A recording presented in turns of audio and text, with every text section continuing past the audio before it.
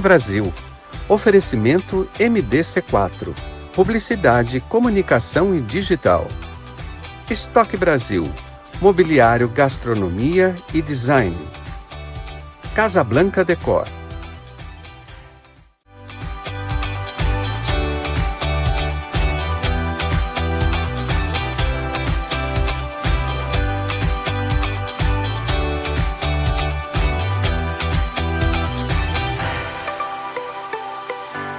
Olá, seja bem-vindo ao Casa Brasil, e essa entrevista a gente está fazendo correndo, porque para trazer esse convidado aqui, você não sabe como é difícil, a gente está tentando faz tempo. Novembro Azul chegou e com ele a proposta de alertar os homens com relação à prevenção de câncer de próstata.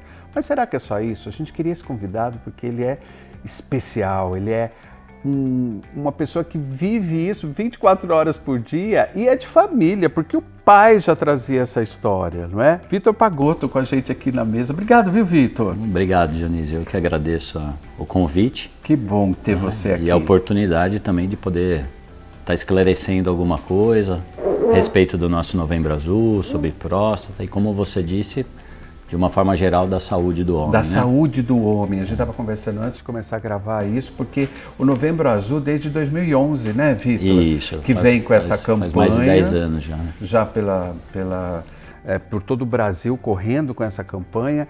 E, na verdade, Vitor, vamos falar um pouquinho de você antes para o povo saber. Quem não te conhece, porque pouca gente não te conhece, não conhece seu pai.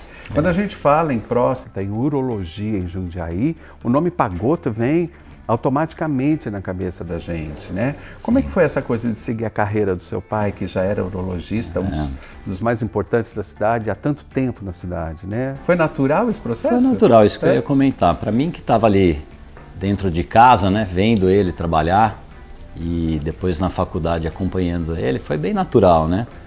Você foi aluno dele? Fui aluno dele. Fui aluno dele aqui na Faculdade de Medicina de Jundiaí. De Medicina de Jundiaí. Tive esse prazer. Mas faz um tempo já. Faz um tempo. Agora, com relação ao Novembro Azul, o caso de incidências, Vitor, é assustador. Eu falei que até que não ia falar tanto em números, mas às vezes é importante falar em números, porque isso dá uma realidade para as pessoas que às vezes elas não têm.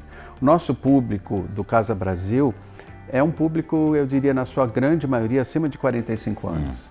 Então, a câmera é sua. Por favor, fale com o público e fale por que é importante dessa ação. Perfeito. O câncer de próstata, como a gente estava mesmo comentando antes de começar a entrevista, ele assusta pelos números, né? Apesar de todo o preconceito do exame físico da próstata, né? Que envolve o toque retal, os números eles acabam alertando o paciente para a importância, né, da doença e o quão é importante ele fazer o diagnóstico precoce para que ele consiga se curar, né? Então, alguns números, né? Tem um instituto de oncologia brasileiro chamado INCA, no Rio de Janeiro, que ele estima que serão feitos entre 2022 e 2023, 65 mil novos diagnósticos de câncer de próstata. Meu Deus. Isso. É uma doença que, pela localização onde ela acontece em relação à próstata, ela não dá sintoma no começo. Então, quando ela dá sintoma, 95% já tem uma doença avançada. Puxa vida. Né? Então, é doença silenciosa, né? E ela chega a cometer, com mais de 50 anos, 1 para cada 6 homens. 1 para cada 6 homens. Então é uma frequência grande, né? Presta atenção nisso. Bem grande, né? Traz os maridos, os namorados, os filhos, todo mundo para a sala para ouvir isso, né, Vitor? É importantíssimo a relação dela com a genética, né? A hereditariedade. Dobrando a incidência quando você tem um parente próximo que tenha câncer de próstata, né? Um pai, um irmão. Que é o caso, né, do meu pai, que Exato. Seu pai tratou do meu pai. Olha que coisa mais maluca. Isso nós somos uma segunda geração. Eu já com 60 anos, quer dizer, então desde os 45 deveria estar acompanhando. O Vitor fica me cobrando, fala para o Dionísio voltar, ele não voltou. E realmente, gente, a gente vai deixando a saúde a segundo plano. nessa vida doida que a gente está vivendo. E durante a pandemia a gente sabe que o afastamento das clínicas foi muito grande, que muitas pessoas deixaram de voltar para suas consultas de prevenção e trataram só de casos já em andamento. Então é a hora de você entender se você está em dia com os seus exames, se você está visitando o urologista com frequência, porque são muitos exames voltados para essa prevenção, né, doutor? Muitos homens falam assim, já fiz PSA, não preciso fazer exame de toque, porque existe esse preconceito com o exame do toque, né? Que para mim é uma coisa infantil, né? Não há necessidade nenhuma do preconceito, ele é cultural, mas já está na hora da gente se libertar de certos costumes. O exame de toque e o exame de PSA, qual a diferença e os dois servem para a mesma coisa? Sim, os dois PSA é exame de sangue, né, gente? O PSA é o exame de sangue, né? É uma substância produzida pela próstata, certo. Né? Que vai fazer... A próstata tem uma função de fertilidade no homem, está relacionada à fertilidade do homem, e o PSA ele tem uma ação nessa fertilidade. Só que o câncer ele pode produzir mais o PSA do que o normal. Uhum. Então ele é um exame de sangue, ele é um marcador da próstata, mas não necessariamente do câncer de próstata. Uhum. Então nem sempre a alteração do PSA está relacionada a câncer de próstata. Então é uma coisa que tem que ser bem interpretada pelo próprio urologista ou algum médico, né? E o toque, na verdade, ele é complementar. O toque, muitas vezes, o câncer não altera o PSA, mas já é possível sentir algum caroço no toque, na glândula, que é fácil de realizar o exame. É um exame de aproximadamente 3, 4 segundos, né? Então é realmente mais um preconceito das pessoas do que um desconforto. Existem exames tão mais desagradáveis e tão mais complexos, né? Em 3, 4 segundos não dá tempo nem de sofrer, gente. Sofrer é depois se você não fizer o exame, né? A sua área é específica dentro da urologia. Hoje existe essa ligação de médicos de diferentes áreas para cuidar desse homem. Quer dizer, vai aí alimentação, vai exercício físico, vai fazer exames de sangue periódicos para saber colesterol, para saber triglicérides. Existe uma série de ações que esse homem tem que se cuidar. O urologista sozinho dá conta disso, ou é hoje uma equipe multidisciplinar, ou por ser depois dos 45 cai na mão também do... Como é que se chama? Gerontólogo? Geriatra. Geriatra, do geriatra, né? Como é que fica isso dentro da medicina? É interessante a pergunta. Normalmente, o que a gente faz é cuidar mais do paciente do ponto de vista urológico. Urológico. Né? A gente costuma dividir essa responsabilidade da saúde do homem com os colegas, seja ele o geriatra ou um clínico, um cardiologista. A gente não costuma assumir a saúde do paciente de uma forma geral. Como também eu não aconselho muitas vezes o paciente fazer a rotina de próstata dele com um cardiologista, ou um clínico, ou um geriatra, baseado só no PSA. Isso já não é aconselhável, tá? Entendi. Mas basicamente o que a gente faz é isso, é dividir essa responsabilidade, né? Com o clínico, com o cardiologista. Entendi. E a partir de que idade você aconselha esse homem a fazer a ter esse cuidado? A gente entende que até os 30, 40 anos as pessoas são um pouco mais relaxadas com essa questão da próstata. Gente, a próstata é uma glândula pequenininha, né, doutor? Muito pequena, localizada abaixo da bexiga. É uma coisa tão pequenininha, mas pode fazer um estrago tão grande. Se a gente tiver essa consciência, a gente vai começar a se cuidar mais. Agora, muita gente acha que aos 30, aos 35, aos 40, aos 45, eu não preciso ir fazer esse exame. Qual é o aconselhamento médico para isso com relação à faixa de idade? Perfeito. Segundo as orientações da nossa Sociedade de Urologia, Sociedade Brasileira de Urologia, é recomendável fazer o exame quando você não tem caso na família a partir dos 50 anos. 50 quando não tem caso. E quando tem a partir dos 45. Entendi. Tá, segundo a nossa Sociedade Brasileira de Urologia. Entendi. Isso mudou muito no decorrer dos anos, né? Antigamente era 50, foi para 45 quando não tinha caso na família, 40 quando tinha, agora voltou. E tem países, por exemplo, que fazem menos prevenção, né? Eles têm uma ideia que a prevenção pode não trazer tanto benefício assim. Né? É um conceito que a gente não tem, acaba não tendo aqui no Brasil. Ainda é mais fácil prevenir do que remediar. Isso, né? Um diagnóstico precoce você salva a vida. Sabe? Então, eu sou a favor. Então, em linhas gerais, a partir casos, dos 50, casos na família a partir dos 45. Pelo menos. Mas muitos pacientes, eles procuram a gente às vezes com 40 anos, 42, 45, sem casos na família. E a gente deixa o paciente à vontade para participar da conduta também, né? Porque muitas vezes ele viu alguém próximo, um sogro, um amigo ter um câncer de próstata e quer fazer um pouquinho antes. Também não está errado. Não é impossível de você ter a doença antes dos 50 anos.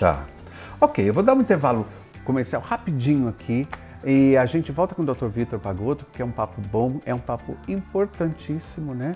Eu vou perguntar para ele no próximo bloco se a relação de câncer de próstata para o homem é a mesma relação de câncer nas mamas para as mulheres. Essa resposta a gente vai ter já já. Outubro rosa já foi, estamos em novembro azul. Dezembro não sei se tem cor, você sabe, Vitor? Eu também não sei. Dezembro tem tantas cores agora. Tem tantas cores agora, mas todas todas com boa intenção, né? Exatamente. De chamar a atenção da gente para a nossa saúde. Fique aí, a gente volta já.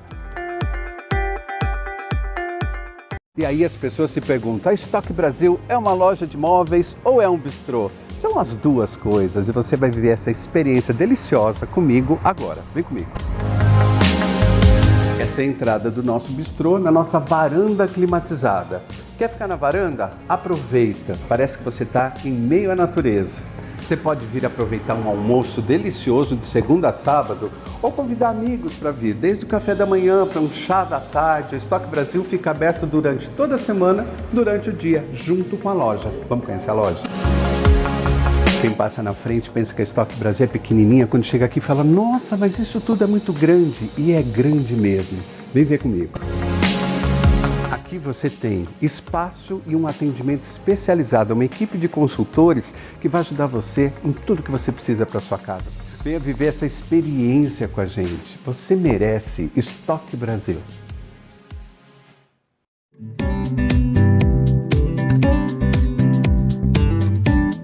Olá pessoal, hoje você vai entender, para quem viu o programa agora, aqui no Casa Brasil, como contribuir com a Associação Fios Encantados. Desde quando existe a associação, Mara? A associação existe desde abril de 2018. São 4 anos de muito amor, carinho e respeito. E o que vocês fazem aqui na associação? Nós confeccionamos toucas e perucas de heróis e princesas para as crianças em tratamento oncológico. Começamos com essa finalidade, né? Ao longo do tempo, indo nos hospitais e vendo as necessidades dos adultos, nós confeccionamos também as toucas para os adultos, turbante, corações, sapatinho, cachecol. Tudo em lã.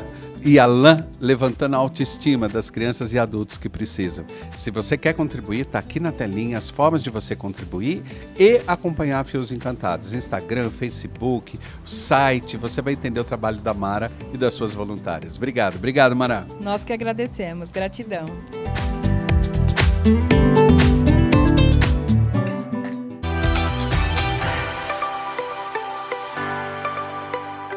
Luciano Frazano, nosso produtor, já procurou a informação, tá aqui. Dezembro tem 2 cores, né, Lu? Então, dezembro vermelho é para a prevenção à AIDS. Porque muita gente acha que a AIDS não existe mais, que já acabou o problema. Mentira, né? Também traz números bastante importantes. E também tem a cor laranja em dezembro, que é para o câncer de pele, que também no Brasil é assustador. A gente vive num país tropical com uma incidência de sol muito grande, a gente adora a praia, adora ficar com a pele escura, né? E os cuidados com isso. Então, dezembro está voltado para esses 2 assuntos. Aprendemos também, né, doutor? Isso aí. A gente ensina e aprende o tempo todo, né? Perfeito. Já que a gente falou de diagnóstico, quanto é importante a gente se cuidar, trazendo para o Novembro Azul novamente. Doutor, tratamentos, o que progrediu nos últimos anos, em que ponto estamos para o tratamento já então do diagnóstico do câncer de próstata? Certo. Com o diagnóstico, com essas campanhas que estão sendo feitas, a gente cada vez mais faz diagnósticos de doenças no início. Ah, que bom. Né? E isso permite que a gente cure praticamente quase 90% dos pacientes quando feito o diagnóstico precocemente. Que né? legal. Então a gente faz muito diagnóstico e cura muitos pacientes. Né? E as técnicas de tratamento, elas vêm mudando nos últimos anos e recentemente, não muito recentemente, mas de uns 10 anos para cá, principalmente com a introdução da cirurgia robótica, né? Isso tem melhorado muito a qualidade da cirurgia. Ela fica menos invasiva, né? Menos invasiva, complica menos, dá menos complicações que são temíveis para o homem quando a gente fala em tratamento de câncer de próstata, como disfunção erétil, a chamada impotência, né? Perder urina também, que pode ser uma consequência da cirurgia, né? Então são medos que o homem traz junto com o tratamento do câncer de próstata. E essas técnicas novas, a técnica robótica, né? Ela minimizou muito essas complicações. Então está cada vez mais, também, não diria que fácil, mas cada vez um pouco mais simples de tratar o paciente com menos complicações, né? E ela tem consequências pós-cirúrgicas, doutor? Quer dizer, fica esse risco da impotência masculina? É um papo claro, né? É importante que os homens também saibam de riscos e se eles existem, né? No tratamento, na cirurgia de próstata, são vários fatores que podem influenciar o desfecho para uma complicação, né? Inclusive se o paciente já tem um problema antes da cirurgia, né? De disfunção erétil, de impotência. Então são vários fatores, mas como eu havia comentado, as técnicas mais novas, elas permitem uma cirurgia que preserva mais as estruturas. O risco diminui. E os riscos diminuem. Que beleza. Mas é difícil falar em números, porque como eu disse, depende de idade, depende de como o homem já é antes da cirurgia, do ponto de vista sexual, né? Falando disso, então, vamos aproveitar um pouquinho, Vitor, para falar dessa saúde sexual do homem, né? Dos hábitos do brasileiro. O que o senhor tem encontrado dentro do laboratório, da clínica, que lhe chama mais atenção com relação à vida sexual dos seus pacientes?